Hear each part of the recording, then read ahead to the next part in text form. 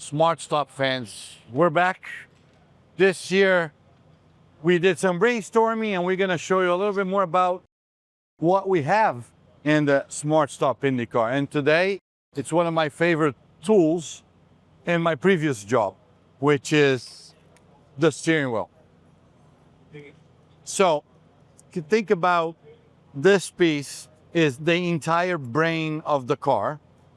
We don't have like your normal car, we have a dash and the wheel. This wheel has all the functions that will control anything in the car. It's worth $60,000. It's made in carbon fiber, titanium, quick release, and the 3D print pedal shifts. We're gonna go through it. So I'm gonna start with the dash itself. The dash, we have 3 pages, which you can change pages as you press buttons to what you need. Every driver have a different preference of information, but usually we have the centerpiece will be gears, and then lap time, tire temperature, relative, how sector times, and so on. So this is then the second page will be qualifying page, which will make just the essentials for what you need to go fast. And the third page is the mechanics page, which is engine temperature, oil temperature, any single like digital information that we need.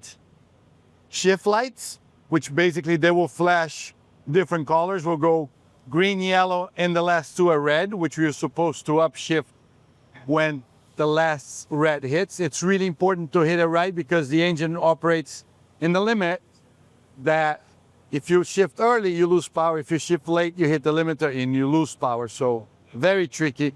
What we did in the Aero McLaren, apart from the lights, because obviously you can imagine how bumpy and how hard it is for us to keep looking at the lights at 200 miles an hour. We have a beep in our, we have radios and earplugs. Every time it reaches the red, it beeps in our ears. So you go, actually, I only use the beep to upshift, never use the lights. Then we go, let's go to the pedal shift. So upshift, downshift. So basically you never take your hands out, right? These are very custom made. Every driver, they have a different length. This is obviously Nolan, our driver, Nolan's preference. So he will sit down, he will do the grips, which is custom made. And Nolan added a little bit of a, this is like for the tennis players, this is what we used to grip a little bit more. He wanted a little thicker after we made it. So this is his spare wheel. His new wheel already has the extra material on the wheel. It's not, you know, this wrapping around thing.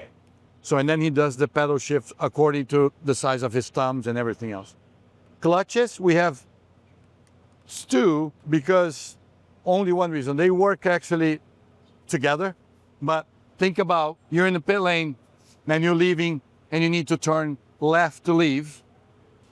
Sometimes you run out of room if you're using your left hand, so some people prefer to use the right. And then if the pit lane is the opposite way and you don't want to be tangled like this, so basically you have the option whatever you prefer, so at least you're not getting your wrist all bent up, because as you know, it's pretty tight in there.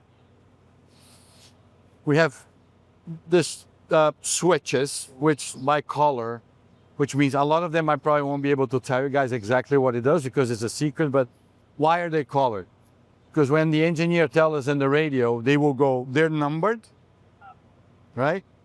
So he will go gray 1, gray 2, or, you know, papaya 3, red 4, or purple 3. So it's just, honestly, a lot of times, even the drivers don't actually know exactly. I can tell you this one is a fuel mixture, which it's pretty obvious that we use quite a bit. We have a yellow flag mixtures that say fuel, more aggressive, and so on. So if you hear a radio communication about the switches, is either the fuel mixture or other things in the engine that I cannot disclose. Then you go to the buttons and rotaries, right? So the rotaries here, it's to change the page. So page up, page down.